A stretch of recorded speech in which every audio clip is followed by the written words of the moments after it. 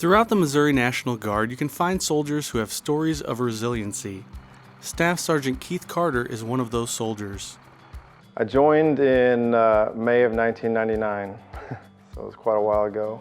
The reason I joined was because the benefits, the camaraderie, the challenges, the experience, the knowledge, all things that I knew I would gain by joining the Missouri National Guard.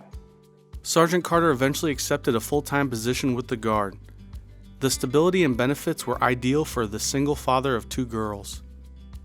He was going through life just fine when the weight of responsibility hit him like a ton of bricks, one day at the grocery store. I'm sitting here looking at food for my daughter, and then Brianna is, pulling on my legs, and I'm looking here, and instantly I was just like, how in the world am I going to do this? So a flood of emotion came over me. I was beside myself. That was the first moment when I was like, oh my God, these 2 children, I'm all they have to take care of them. And that was a little overwhelming. And then I said to myself, this is just something I'm not going to fail at. Sergeant Carter got support from soldiers in his unit and throughout the Guard. They helped out with the girls when he was away on training, they helped with birthday parties, and even tackled some home improvement needs his parents had as his father was recovering from heart surgery. The Guard family just grew exponentially during that time. Not because I necessarily asked it, although I did, but because people found out and they offered. And then that's what they do. That's what I love about the Guard. By 2007, Sergeant Carter had moved up in rank and was working as the logistics NCO for the 3175th Chemical Company. On Valentine's Day in 2011, he got word that the 3175th was being deployed to Qatar.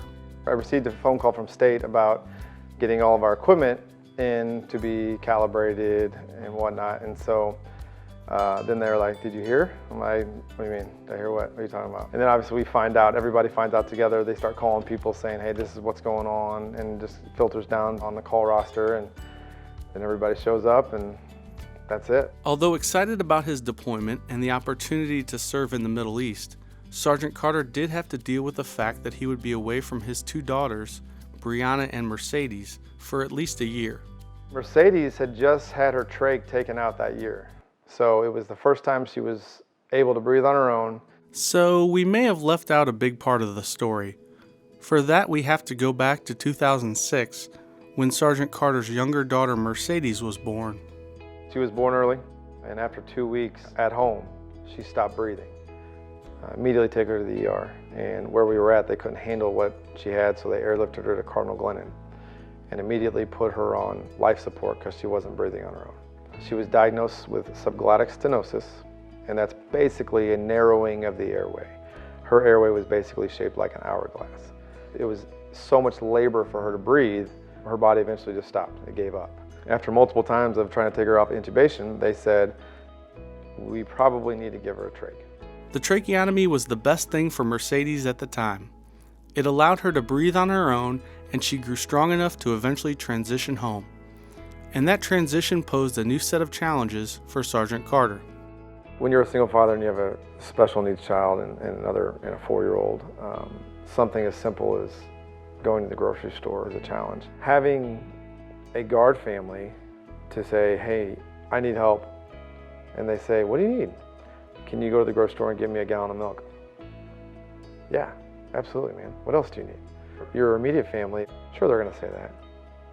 But to have 900, 1,000, hey, troop, what do you need?